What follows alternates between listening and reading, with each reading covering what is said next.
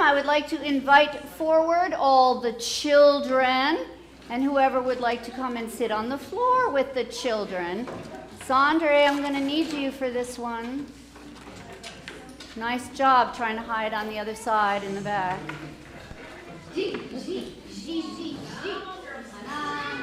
Ooh, who's that? Ooh, he's squishy.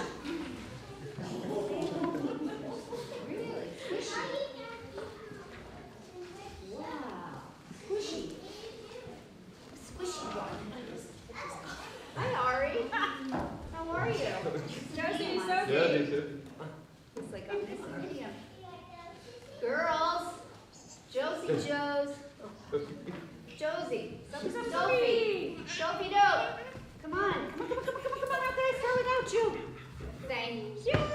Good morning, everyone. Good morning. Okay, so today we heard a story about a guy named Joseph. And something happened between Joseph and his brothers. Now, how many of you have siblings? Brother, sister? Yes, some of them are around. That's why I needed Sandre. Okay.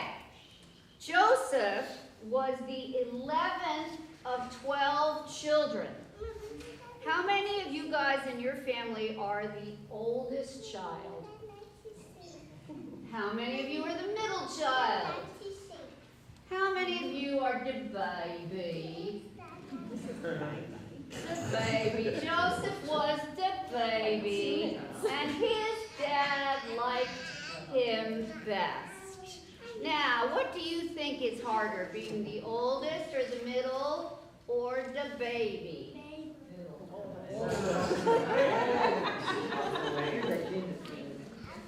Gary, it's on. I need another pack. You're good. Okay then. What is you think? The middle? No. The oldest? Yes. The oldest? Sandra thinks the oldest is the hardest. That's why I needed him. Did you say baby? Baby? The oldest? I think being the baby's the hardest. No, it's not. The middle child would be the hardest. You would think the baby was the hardest if your sister was the internationally known Dead Sea Scroll scholar. That's what I'm just saying. Okay, so anyway, which one of you is your favorite? Is the favorite of your parents? Whoa. I know. I'm doing the hard questions today. We love them all equally. Love them all equally. Is that right? Yes, we do. Okay. In this story, all of Joseph's brothers did not like Joseph because they thought he was their dad's favorite. And they thought this because their dad gave him this beautiful coat, a very fancy coat. And they all wanted the coat. And they didn't like that Joseph was the favorite.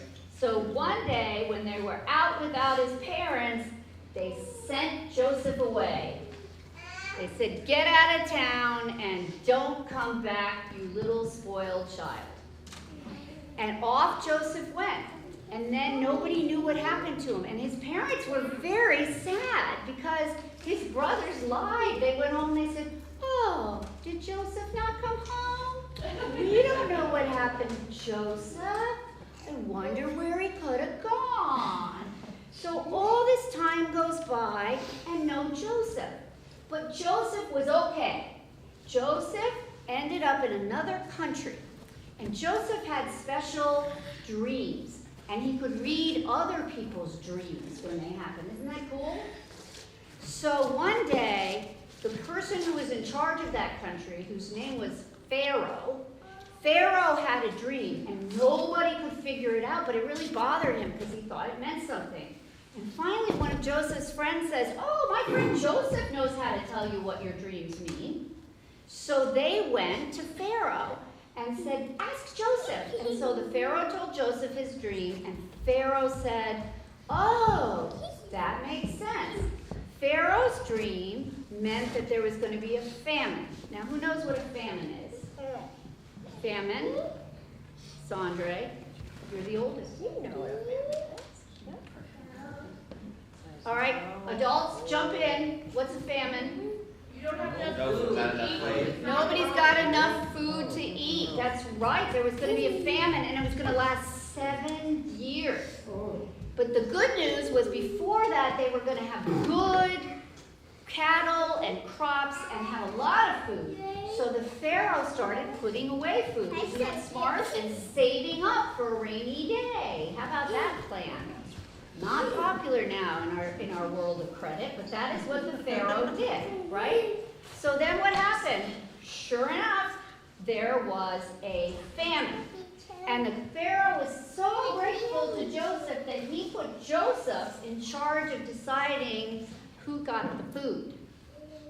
So guess who showed up looking for food? Anybody want to guess? No. The brothers. That's right. No. His brothers showed up looking for food. And Joseph came out all in his fancy outfit, and he said, "Don't you guys recognize me? I'm your brother." And they were like, "Uh-oh." That brother? Whoops. Little problem, right? But Joseph... Oh, good Gigi. Gigi says, if I were Joseph, I would still give them food. Oh, and you know what, Gigi? That is what Joseph did. He said, it's okay, but why did he think it was okay? Why did he say it was okay? Why, Gigi? Because they're still family. They're still family. Oh, look at Mika back there. Oh. Oh, that's right, they're still family, but there's another reason. Can anybody think of another reason? God sent him. That even though they did a bad thing, God made it turn into a good thing. Because if Joseph hadn't gone to Egypt, nobody would have known what the Pharaoh's dream meant. And the Pharaoh would not have started putting away food. And all the people in Egypt would have starved. And all the people that came to them from around would have starved, right? So even though it was a really hard thing, and his brothers did not do a nice thing, God made it work out for the best, right? And Joseph understood that. So do you think Joseph gave him food? And not only did he give him food, but he invited his whole family to come and live with him in Egypt and stay with him. And he was so glad because he didn't really know his youngest brother because he'd been gone so long. And he got to meet his youngest brother, who was the 13th child, and that's Benjamin. And so it says you have saved the whole tribe of Benjamin because now his brother wouldn't starve to death, and his brother would go on to be the important forebearer of a whole tribe of people. So that's a lot of stuff that happened just with that one guy, Joseph, right? Okay, so what did we learn from Joseph? Is it about forgiveness? It's about forgiveness. Very good. It's about forgiveness because if Joseph had stayed angry, all these people would have starved, right? And how would Joseph have felt really if he was the cause of his family starving? Probably feel bad. He'd probably feel bad, right? So they would starve, which feels really bad, obviously. And he would feel bad too, because when we are angry, how do you feel when you're angry? You have a tight stomach. Good, Anna. I do too when I feel angry. Who else has a tight stomach when they're angry? Yeah. And how else do you feel when you're angry? Do you feel like all clenchy? Like you can't breathe sometimes when you're angry? And do you feel kind of punchy? Like you want to punch something when you're angry? Yeah, look. Yes. Those are things that happen in your body when you're angry. But what happens if, let's try to do this. Okay, let's all pretend we're angry for a minute. Clench yourselves up. Come on, do better, better, better. I'm not the only one who has a theater background here. Come on. Come on, think about the world right now. Okay, and now everybody take a deep breath. It's going to be hard because we're all clenchy.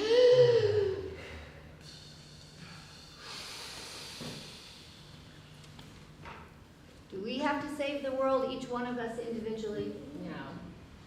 How do we save the world? Josephine into slavery. Sell Josie into slavery. No. Sandra. Bad dad. Sandra's thinking that. Sandra's like, oh, this is a plan. Joseph, And God has Josephine. no plan, bad plan. Okay, we cannot save the world individually. We can only save the world by working together. And today, when Jesus met somebody that was not like him, that was not Jewish like him, that did not believe the same things he believed, that his disciples thought was loud and annoying, and by the way, women shouldn't be talking to men, especially when they're out in the middle of the desert and they're unchaperoned, all of the above. And even Jesus was pretty snitty with this woman because she was like not obeying, she was not being polite. She was not obeying the rules. But she said, here's what's important, Jesus. You can heal. And didn't God send you to heal? Didn't God send you to make things better? Jesus said, yeah, that's right. And she said, so why can't you help me and make me better? What makes me any different? And Jesus said, you win! You're right! By the way, the only argument anybody wins with Jesus is with a woman, just saying. Jesus says, you're right. You're right. Healing is for everyone. Love is for everyone. My gifts are for everyone. And then he healed for her, right? So that is part of the lesson, right? When we get angry, we have to let go of our anger, even if we think we have a right to be angry. Because God can make things happen for good for everyone. So, do you think we could try to do that? Let's take one more breath. Let me just heal that for you, honey. Okay. All right, let's take a deep breath. Now, can we try to take that spirit of forgiveness and calm and grace into the world? Can we do that, guys? Can we do that, G? Can we do it, Anna? Can we do it, Sandre? Can we do it, Josie and Sophie? Say, yes, Reverend Deb. That's always the safest thing. Yes, Reverend Deb. Good. And Ari, can we do it? I'm getting there. I'm going around in a circle. Ari, can we do it? Yeah, he's already on it. He's already on that peaceful state. Okay, and so what do we say when we agree in church? Amen. Amen. Off you go.